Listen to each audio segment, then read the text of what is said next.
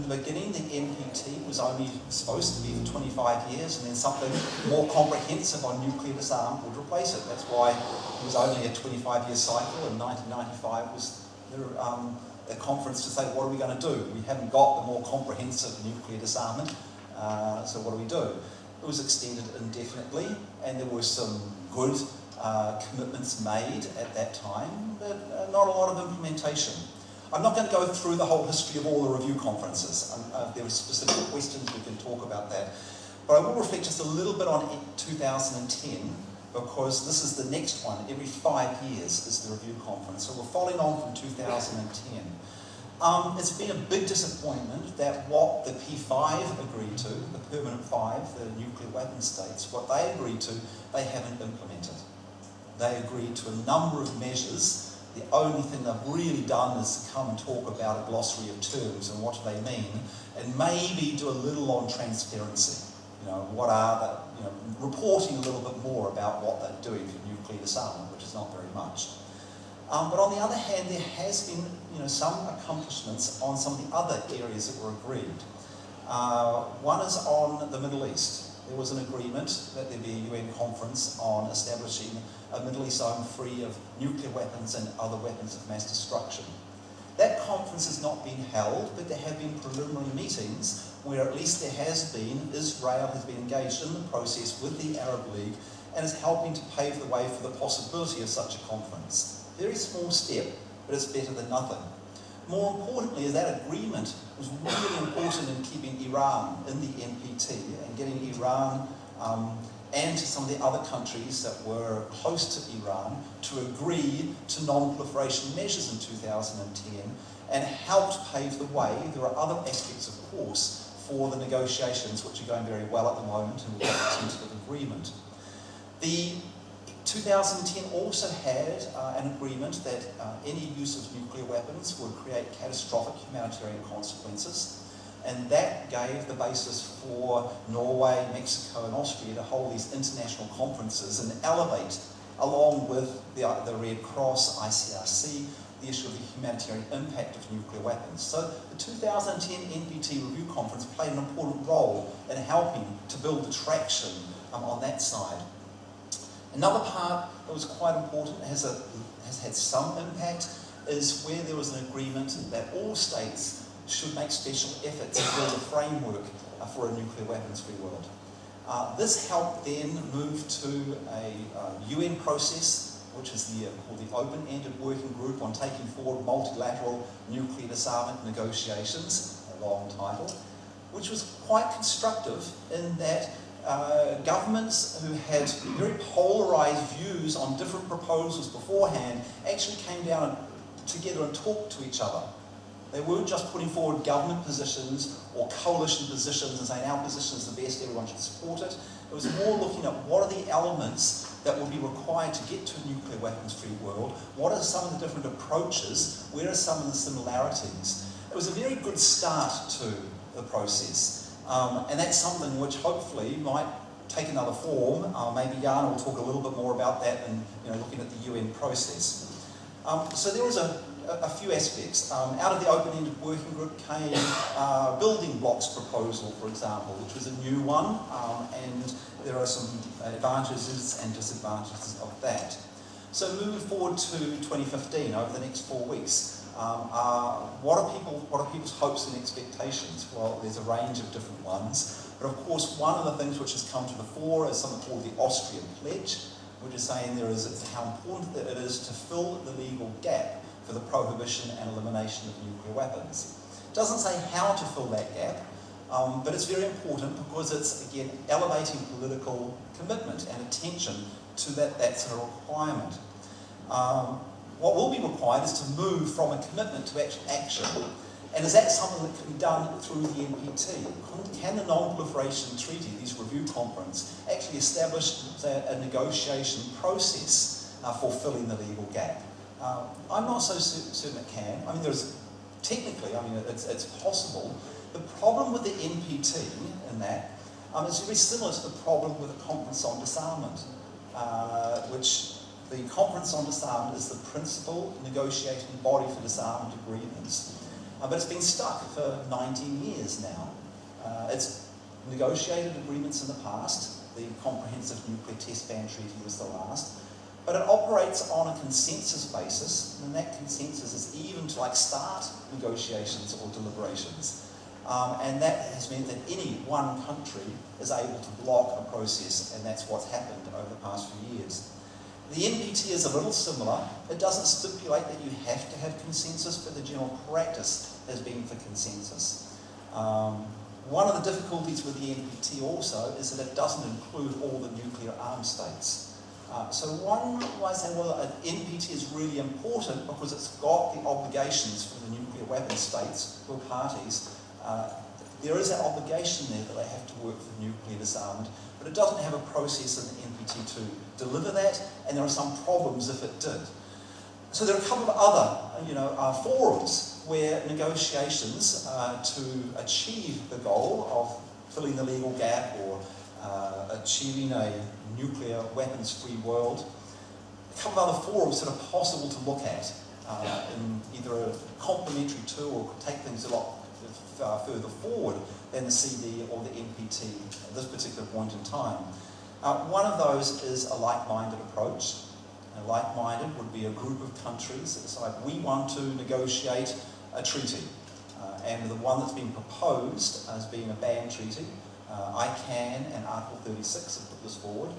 And a group of like-minded states could say, well, those who are ready to agree to ban the threat and use and possession and development of nuclear weapons would come together in a series of negotiating conferences hosted in the capitals of the key countries, and we could get a treaty. And that could happen quite quickly. That was the process which was used for landmines and cluster munitions. And so that's one that there's a proposal out there now.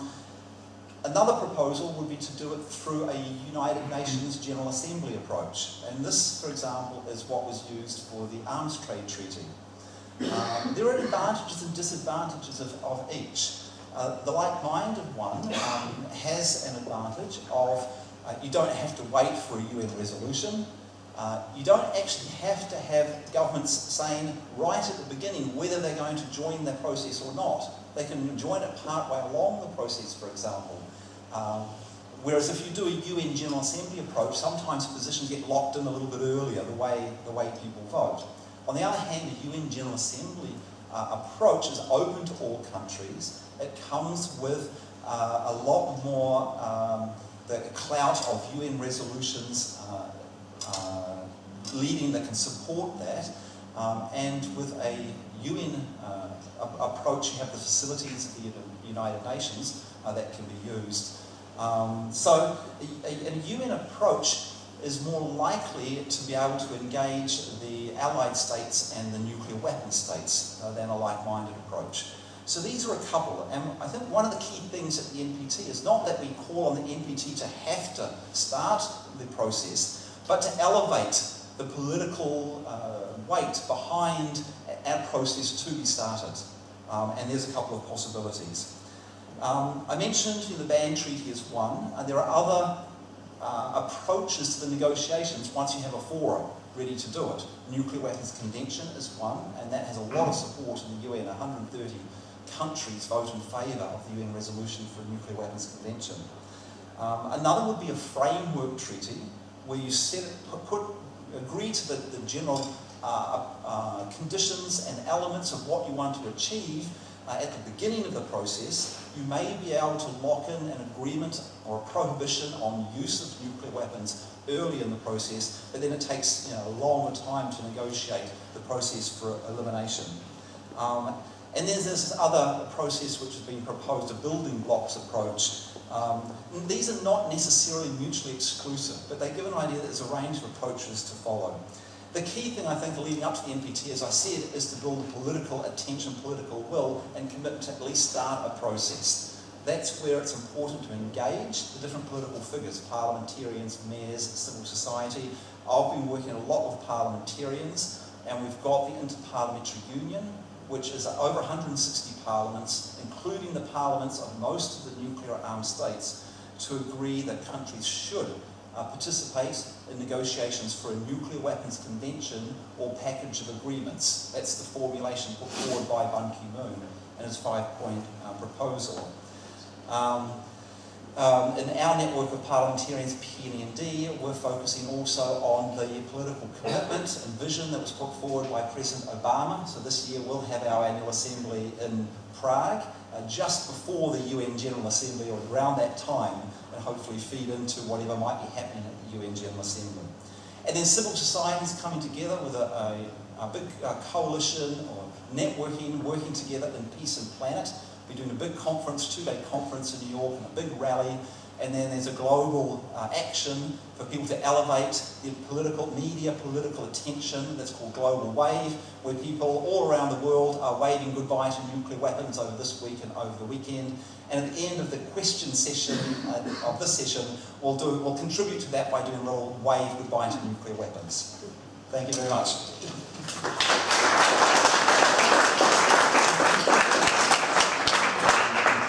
Very much, Alan. You lifted our spirits, I think, even though the map is a complicated one to follow.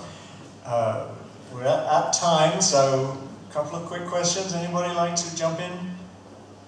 Any ladies? I don't think we've had many ladies so far. You're very welcome to comment. Or in that case, let's go straight to the wave. This requires everyone's participation, assuming you're all in agreement. We're going to come to the front. Some will stand at a higher level. Maybe there's taller people, I don't know. And then others on the ground floor. And we'll just wave to the cameras and wave goodbye to nuclear weapons. It's easy because you've already had practice during the Bon Voyage exercise, so you know how to do it. I hope the cameras are set. Now we will just have a 3-stage process. We'll have, first of all, have 2 still photos. And then we'll have a video when we do our waving, you know.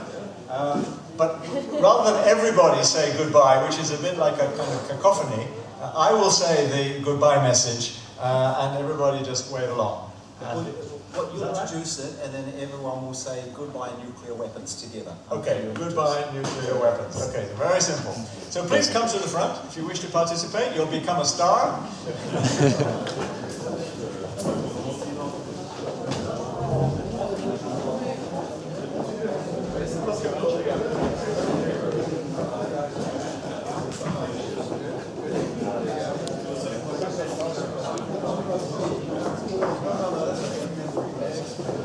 Three rows, okay?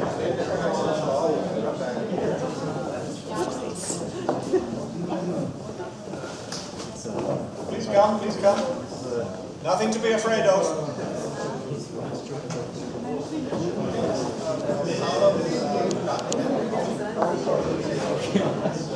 Let's have a solemn documentary picture first, and then you can be smiling in the second one.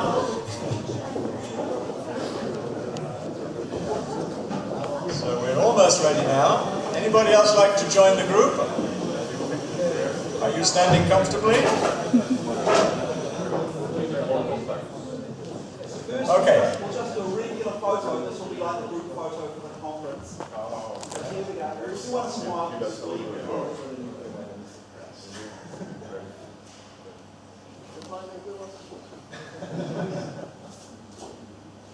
Hello, Wally. It's been a long time, but we'll listen. We won't listen. No more conference. We'll find something else to cut down on. Now what we do is right hand up, and we're going to do just a photo wave, which is just like a little lean to the right, or To our right. To our right.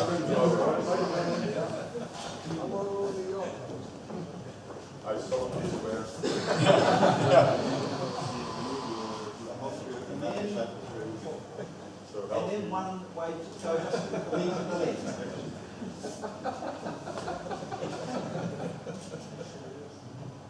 This is like a little bit of first year from expansions. That's pretty funny. Now video. Okay. Now we're going to do the video. So this one, Colin's going to say a little bit first, just explaining that we're doing the wave from here. And then when he's finished, we'll just go goodbye nuclear weapons.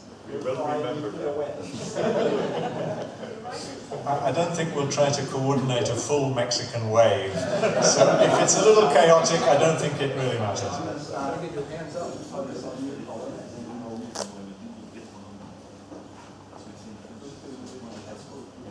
This is a message from the city of Ypres on the 100 years anniversary of the first use of chemical weapons. The conference gathered together wishes to wish goodbye to all weapons of mass destruction, especially nuclear weapons. Goodbye, nukes. Goodbye, nukes. Goodbye, nuclear weapons. Goodbye, nuclear weapons. Goodbye, nuclear weapons. Thank you, everybody.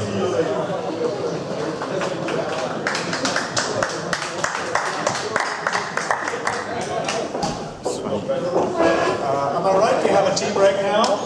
I think that's right. Want die tekst weghouden, dan zouden we de helft van maken. Tea break now. 10 minutes or so? 5, 10 minutes.